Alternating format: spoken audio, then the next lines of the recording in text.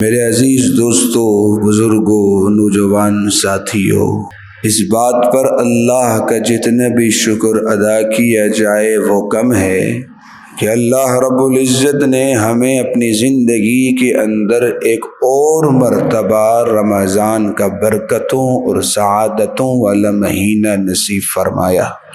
اس لیے کہ رمضان کے مہینے کا مل جانا یہ ایک مسلمان کے لیے، ایمان والے کے لیے اپنی بخشش کا ایک بہترین پیکیج ہے۔ تو میرے مسلمان دوستو، سب سے پہلے جو ہمارے ذمے کام کرنے کا ہے وہ یہ ہے کہ ہم اللہ کا شکر ادا کرنے والے بن جائیں، اس لیے کہ یہ محض صرف اللہ کی دین ہے، ہمارا اپنا کوئی کمال نہیں۔ ذرا آپ اپنی سوچ کو، اپنے ذہن کو تھوڑا سا ریورس میں لے جائیں، پچھلے سال کا رمضان کے کچھ نقشے اپنے ذہن میں لے کر آئیں تو آپ کے ذہن میں یہ بات ضرور آئے گی کہ پچھلے سال رمضان میں ہمارے ساتھ فلاں ہمارا پڑوسی تھا جو اس سال ہمارے ساتھ نہیں ہے، فلاں ہمارا رشتہ دار پچھلے سال کی رمضان کی عبادتوں میں ہمارا ساتھ تھا، اس سال نہیں ہے، ہمارے گھر کا فلاں ساتھی ہمارے ساتھ پچھلے سال کی رمضان کی برکتوں سے مستفید ہو رہا تھا، اس سال نہیں ہے۔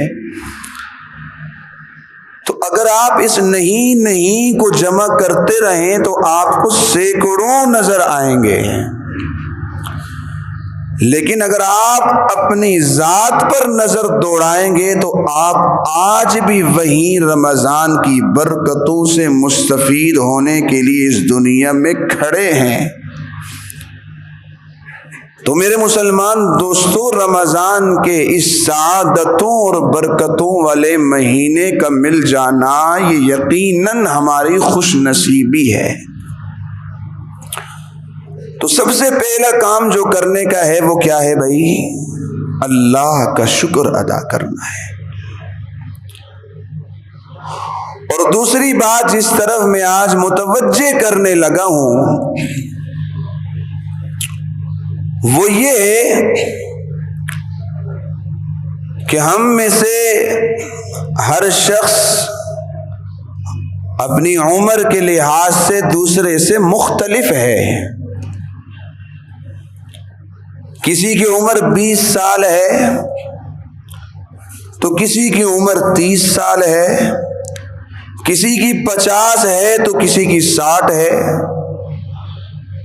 میرے مسلمان دوستو، اپنی اس عمر کے دورانیے میں اگر ہماری 30 سال عمر ہے تو ہمیں اپنے ہوش و حواس کے اندر کم از کم 20 رمضان نصیب ہوئے ہیں۔ اس سے پہلے کے 10 تو ہمارا بچپنا تھا۔ اگر 50 سال عمر ہے تو 40 رمضان ہمیں بولے نصیب ہوئے ہیں۔ لیکن میرے مسلمان دوستو، ابھی ہم سے کوئی پوچھ لے کہ بابا تمہارے وہ جو 40 رمضان ہیں یا 20 رمضان ہیں اس میں اپنا کوئی ایک ایسا کارنامہ بتا دو یا کوئی ایک ایسا رمضان بتا دو جس رمضان یا جس کارنامے کی بدولت ہم کہہ سکیں کہ ہماری بخشش یقینی ہے، تو ہمارے پاس اس کا جواب یقیناً موجود نہیں ہے۔ میرے مسلمان دوستو، میری باتوں پر ذرا توجہ دیجئے گا، انشاءاللہ فائدہ ضرور ہوگا۔ تو میرے مسلمان دوستو، جب ہم اپنی اس زندگی کے دورانیے پر آنے والے رمضانوں پر نگاہ ڈالتے ہیں اور ان رمضانوں میں ہمیں کوئی رمضان اپنا ایسا نہیں ملتا کہ جس کی بنا پر ہم کہہ سکیں فلاں رمضان کی بدولت ہماری بخشش یقینی ہے۔ تو میرے مسلمان دوستو، یہ ہمارے لیے محرومی کی ایک بہت بڑی داستان ہے۔ تو اگر اللہ نے ہمیں اپنی زندگیوں کے اندر ایک اور رمضان دیا ہے تو آج ہم اس بات کا عہد ارادہ پختہ کر کے اٹھیں کہ انشاءاللہ اس رمضان کو ہم اس طرح گزاریں گے کہ اللہ ہم سے یقینی طور پر راضی ہو جائے گا۔ پختہ ارادہ کرنا ہے، کوشش کرنی ہے کہ اس رمضان کا کوئی لمحہ ہم سے ضائع نہ ہو جائے، اس لیے کہ رمضان بار بار نہیں ملتے۔ جسے ایک مرتبہ مل گیا دوسری مرتبہ کا کوئی گارنٹی نہیں کہ ملے گا کہ نہیں ملے گا۔ تو پختہ عہد اور ارادہ کر کے اس بات کا اٹھنا ہے کہ انشاءاللہ اس رمضان کو ہم اس طرح سے گزاریں گے کہ اللہ کے ہاں یہ رمضان بھی ہمارا مقبول ہوگا، بخشش بھی ہماری یقینی ہو جائے گی انشاءاللہ۔ تو میرے مسلمان دوستو، میں چند باتوں کو انگلیوں پر گنواؤں گا، تفصیل میں زیادہ نہیں جانا۔ اگر ہم اس رفتہ رمضان میں جو گزر رہا ہے ان اعمال کے اوپر تھوڑی سی مواظبت کر لیں، پابندی کر لیں، تو مجھے اللہ کی ذات سے امید ہے کہ اللہ رب العزت ہمیں بخش دیں گے۔ ان میں سے سب سے پہلی بات وہ یہ ہے کہ رمضان کے مہینے میں ہم حقوق اللہ کو ادا کرنے والے بن جائیں۔ کیا مطلب؟ ہم رمضان میں نوافل ادا کرتے ہیں، کثرت کے ساتھ کرتے ہیں کہ نہیں؟ کرتے ہیں۔ تو میرے مسلمان دوستو، اگر ہم یہ نوافل نہیں پڑھتے نا تو کل قیامت کے دن میرے اللہ کی طرف سے ہم سے یہ سوال نہیں ہوگا تم نے نوافل کیوں نہیں پڑھے؟ ہوگا؟ کوئی کہہ سکتا ہے؟ لیکن اگلی بات میں کرنے لگا، اس پر توجہ کیجئے گا۔ ہم سے اپنی پچھلی زندگی کے اندر نہ جانے کتنی فرض نمازیں رہ گئی ہیں۔ کل قیامت کے دن میرے اللہ نے ہم سے سوال کرنا ہے کہ نہیں کرنا؟ بابا تم سے اتنی فرض نمازیں رہ گئی تھیں، پڑھی ہیں کہ نہیں پڑھی؟ تو ہم اس رمضان میں اس بات کا عہد کریں کہ بابا پچھلی اپنی عمر میں جتنی نمازیں ہم سے قضا رہ گئی ہیں یہ اللہ کا حق ہے، اس حق کو ہم نے ادا کرنا ہے، ان نمازوں کی قضا کرنی ہے۔ جتنا وقت ہم نفل میں لگا رہے ہیں اتنا وقت ہم ان قضاؤں میں لگا لیں، انشاءاللہ اس قضا کے ذمے سے ہم سبکدوش ہو جائیں گے، اس فرض کے ذمے سے سبکدوش ہو جائیں گے۔ یہ سب سے پہلا کام کرنے کا ہے کہ ہم اپنی زندگی کی رہی ہوئی فرض نمازوں کو ادا کرنے والے بن جائیں۔ نمبر 2، ہمارے اوپر حج فرض تھا ہے اور اب تک ہم نے حج ادا نہیں کیا، یہ حق ہے، ہم سے سوال ہوگا کہ وہ تم پر حج فرض تھا کیوں نہیں ادا کیا؟ ہم اس رمضان اس بات کا عہد کریں کہ انشاءاللہ آئندہ جا کر ہم نے حج کو ادا کرنا ہے۔ گنتی انگلیوں پر گناؤں گا میں، تفصیل میں نہیں جانا۔ نمبر 3، ہم پر حج زکوٰۃ تھی، زکوٰۃ فرض تھی پچھلے کئی سالوں سے اور ہم نے وہ زکوٰۃ ادا نہیں کی، تو اس رمضان ہم اس بات کا عہد، ارادہ اور عزم کریں کہ یہ زکوٰۃ جو مجھ پر فرض تھی کئی سالوں سے ادا نہیں کی، میں نے اس سال ان تمام سالوں کی زکوٰۃ جمع کر کے ادا کرنی ہے۔ یہ سب سے پہلا کام کرنے کا، اور اس کا تعلق حقوق اللہ کے ساتھ ہے۔ دوسرا کام جو کرنے کا ہے وہ یہ ہے کہ حقوق العباد کی ادائیگی کا اہتمام کریں۔ اس میں سب سے پہلی چیز جو ہماری طرف متوجہ ہے وہ یہ ہے کہ اگر ہمارے ذمے کسی کا قرض ہے، دینا ہے کسی کو، تو ہم باقی تمام کے تمام کام بعد میں کریں، سب سے پہلا کام یہ کریں کہ جس کا قرض ہے اس کا قرض اس کے حوالے کریں، ورنہ کل قیامت کا دن ہوگا، یہ دنیا کی کرنسیاں نہیں چلے گی، بڑی مشکل سے یہاں نیکیاں کمائی ہیں، وہ نیکیاں تمہیں اس کو دینی پڑیں گی، وہ بڑا مشکل سودا ہے۔ اس سودے سے پہلے یہ سودا بڑا آسان ہے کہ کچھ کم کھا لیا، اپنی ذات پر کچھ کم لگا لیا، اپنے آپ کو تھوڑا سا نیچے جھکا لیا اور بچا ہوا پیسہ اٹھا کر جس کا قرض تھا اس کا قرض ادا کر دیا۔ یہ حقوق العباد میں دوسری بات ہماری طرف متوجہ ہے۔ اور اسی طرح اگر کسی کی زمین پر ہم نے قبضہ کر رکھا ہے، بہن بھائیوں کے وراثت کے حق پر ہم نے قبضہ کر رکھا ہے، میرے مسلمان دوستو، ہماری نمازیں، ہمارا حج، ہمارا زکوٰۃ، ہمارے عمرے ہمیں اس وقت تک نہیں بچا سکتے جب تک ہم دوسروں کا حق ان کے حوالے نہیں کر دیتے۔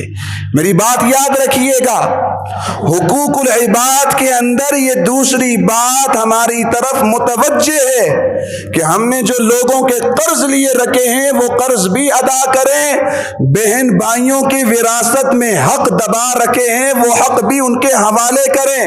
یوں نہیں ہو سکتا کہ اب ہماری بہنیں تو ہم سے مطالبہ ہی نہیں کرتی، ہمارے بھائی تو ہم سے مطالبہ ہی نہیں کرتے، وہ کیسے مطالبہ کریں؟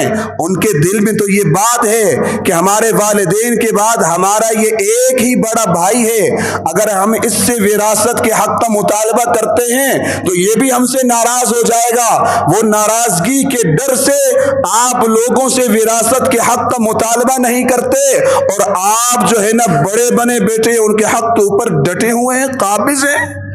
تو میرے مسلمان دوستو، رمضان کا مہینہ ہم سے اس بات کا تقاضا کرتا ہے کہ اگر ہم نے لوگوں کے حق، اپنے بہن بھائیوں کے وراثت میں حق، لوگوں کے قرض، لوگوں کا مال دبا کر رکھا ہوا ہے تو ہم روزہ بھی رکھیں، تراویح بھی پڑھیں، نفلی عبادات بھی کریں، فرضوں کی قضا بھی کریں، ساتھ میں ان حقوق کی ادائیگی بھی کریں۔ یہ دوسری بات متوجہ ہے اس رمضان کے مہینے میں ہماری طرف۔ اور تیسری بات جو ہماری طرف متوجہ ہے وہ یہ ہے کہ اس رمضان کے مہینے میں جس طرح ہمارا روزہ ہے نا، روزہ ہے کہ نہیں ہے؟ ہم سب کا روزہ ہے الحمدللہ، جس طرح ہمارا روزہ ہے اور اس روزے کے اندر ہم سے بہت سے کام اونچ نیچ ہو جاتی ہیں، بہت سی باتیں بھول جاتی ہیں، تو ہمارے جو ماتحت ہیں، ہمارے جو نوکر ہیں، ہمارے جو مزدور ہیں، سوال یہ ہے کیا وہ روزہ دار نہیں ہیں؟ ان کا بھی تو روزہ ہے نا۔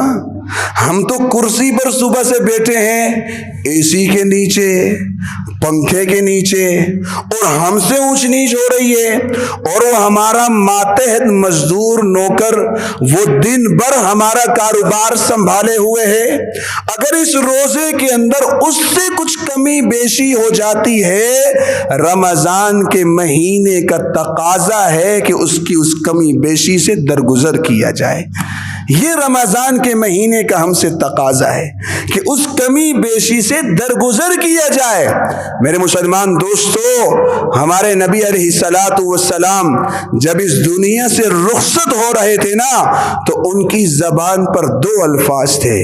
نمبر 1، اے میری امت نماز کو نہ چھوڑنا۔ نمبر 2، اے میری امت ماتحتوں کے بارے میں خبردار رہنا، ماتحتوں کے بارے میں خبردار رہنا۔ تو یہ رمضان کا مہینہ ہماری طرف متوجہ ہے، ہم سے اس بات کا تقاضا کرتا ہے کہ بھائی ہم اپنے ماتحتوں کے ساتھ نرم رویہ رکھیں، نرم رویہ رکھیں، نرم رویہ رکھیں۔ اور اسی طرح یہ رمضان کا مہینہ ہم سے اس بات کا بھی تقاضا کرتا ہے کہ یہ رمضان کا مہینہ صبر کا مہینہ ہے، تحمل اور برداشت کا مہینہ ہے۔ ہم نے روزہ کس کے لیے رکھا ہے؟ لوگوں کے لیے؟ کس کے لیے رکھا ہے؟ حاجی صاحب کے لیے؟ یا فلاں DSP کے لیے، یا چوک پر گزرنے والی گاڑی والے کے لیے، یا موٹر سائیکل والے کے لیے، اللہ کے لیے ہم نے روزہ رکھا ہے۔ تو میرے مسلمان دوستو، کہیں پر اگر کسی کے رویے پر ہمیں غصہ آتا ہے نا، تو اس غصے کا اظہار ہم غصہ کر کے نہ دیں۔ رمضان کے مہینے کا تقاضا یہ ہے کہ اس غصے پر اپنے آپ کو صبر اور برداشت کے اندر لائیں۔ دیکھا یہ گیا ہے، افطار کا وقت ہوتا ہے اور چوک چوراہوں پر مسلمان آپس میں دست و گریباں ہوتے ہیں۔ وہ کیا ہے؟ وہ فلاں کو روزہ لگ گیا، جی فلاں کو روزہ لگ گیا۔ تو میرے مسلمان دوستو، روزہ ہم نے لوگوں کے لیے نہیں رکھا، روزہ ہم نے اللہ کے لیے رکھا ہے۔ رمضان کا مہینہ صبر برداشت تحمل کا مہینہ ہے۔ ہم نے غصے میں آ کر لوگوں سے بدلہ نہیں لینا، ہم نے صبر برداشت اور تحمل کا مظاہرہ کرنا ہے۔ یہ ہے اصل کامیابی اور سمجھداری، کہ صبر تحمل سے کام لینا ہے۔ اور اسی طرح میرے مسلمان دوستو، رمضان کے مہینے میں جس طرح ہم پر رمضان کے روزے فرض ہیں کہ نہیں ہیں؟ جو غیر رمضان میں نماز نہیں پڑھتے نا، وہ بھی الحمدللہ رمضان کے روزے رکھتے ہیں۔ لیکن ایک بات یاد رکھیے گا کہ نماز کا فریضہ روزے کے فریضے سے بڑھ کر ہے۔ نماز کا سوال کل قیامت کے دن روزے سے پہلے ہوگا۔ تو ہم نے جس طرح روزے کا اہتمام کیا ہے، اسی طرح ہم فرض نمازوں کا بھی اہتمام کریں، اور وہ فرض نمازیں انفرادی طور پر نہیں پڑھنی، گھروں میں نہیں پڑھنی، مسجد میں آ کر جماعت کے ساتھ تکبیر اولی کے ساتھ پڑھنی ہے۔ یہ رمضان کے مہینے کا ہم سے تقاضا ہے، یہ رمضان کے مہینے کا تقاضا ہے۔ تو میرے مسلمان دوستو، رمضان کا مہینہ ہو اور مسجدوں کے اندر جماعت کھڑی ہو، اور ہم اپنے گھروں کے اندر ہوں یا دکانوں کے اندر ہوں، ایک مسلمان کو یہ بات زیبان نہیں۔ ایک مسلمان کے لیے تو یہ بات ہے کہ جس طرح منادی مؤذن نے اذان دی، ہم نے اپنے کاروبار کو موقوف کیا اور سیدھا چل دیے مسجد کی طرف، وضو کیا اور اللہ کے سامنے آ کر اپنے ماتھے کو ٹیک دیا، اور پھر اس کے بعد جا کر کاروبار کیا۔ آپ اس بات کا اندازہ نہیں کر سکتے کہ آپ اپنی روٹین کو اس طرح بنائیں۔ دیکھیے آپ کی زندگی کے اندر سکون کس قدر آتا ہے، آپ کے کاروبار میں برکتیں کس قدر آتی ہیں۔ تو تکبیر اولیٰ کا ہم نے اہتمام کرنا ہے۔ اور اسی طرح دن کو روزہ تو رکھ لیا، لیکن رات کو جب عشاء کی نماز پڑھ کر فارغ ہوتے ہیں اور جب تراویح کی نماز شروع ہوتی ہے، تو وہ تراویح کی نماز ہمیں ایک بہت بڑا پہاڑ لگتی ہے۔ بابا یار یہ تو بہت لمبی لمبی نماز ہوتی ہے، گھنٹہ ڈیڑھ دو لگتے ہیں، یہ کیسے پڑھیں؟ تو میرے مسلمان دوستو، وقت دیکھو سب کا گزر جاتا ہے۔ ہم یہاں سے نکل کر باہر جائیں گے، گھر کے اندر رہیں گے، وقت وہاں بھی گزر جائے گا۔ بازار میں بیٹھ جائیں گے، وقت وہاں بھی گزر جائے گا۔ ہوٹل پر بیٹھ جائیں گے، وقت وہاں بھی گزر جائے گا۔ لیکن میرے مسلمان دوستو، جو وقت آپ کا مسجد کے اندر تراویح پڑھتے ہوئے 20 رکعتیں تراویح کی ہوتی ہیں، 40 اس میں سجدے ہوتے ہیں، بندہ اپنے اللہ کے قریب سجدے کے حالت میں سب سے زیادہ قریب ہوتا ہے، گویا وہ اپنے اللہ کے پاس موجود ہے۔ 40 سجدوں کے اندر اگر ہم تراویح کی نماز کو چھوڑ دیتے ہیں تو اتنی بڑی عبادت سے ہم اپنے آپ کو محروم کرنے والے بن جاتے ہیں۔ تو میرے مسلمان دوستو، تراویح کا ہم نے اہتمام کرنا ہے، یہ رمضان کے مہینے کا ہم سے تقاضا ہے۔ تو یہ چند باتیں ہیں، اگر ہم ان باتوں کا اہتمام رمضان کے مہینے میں کرنے والے بن جاتے ہیں، رمضان کے مہینے میں تکبیر اولیٰ کے ساتھ نماز پڑھنے والے بن جاتے ہیں، رمضان کے مہینے کے اندر سے ہم اس بات کا اہتمام کرنا شروع کر دیتے ہیں کہ ہماری پچھلی فرض نمازیں جو قضا ہوئی ہیں ان کی جو ہے نا قضا کرنا شروع کر دیں۔ اسی طرح ہم روزہ رکھنے والے بن جائیں، تراویح پڑھنے والے بن جائیں، اور خاص طور پر جو روزے کا ہم سے تقاضا اور مقصد ہے وہ یہ ہے کہ ہم گناہوں کو چھوڑنے والے بن جائیں۔ جائیں تو میرے مسلمان دوستو یقین کے ساتھ اس بات کو میں کہہ سکتا ہوں کہ یہ رمضان ہماری بخشش کا سامان بن سکتا ہے۔ اللہ تعالی ہم سب کو سمجھنے کی اور عمل پیرا ہونے کی توفیق نصیب فرمائے۔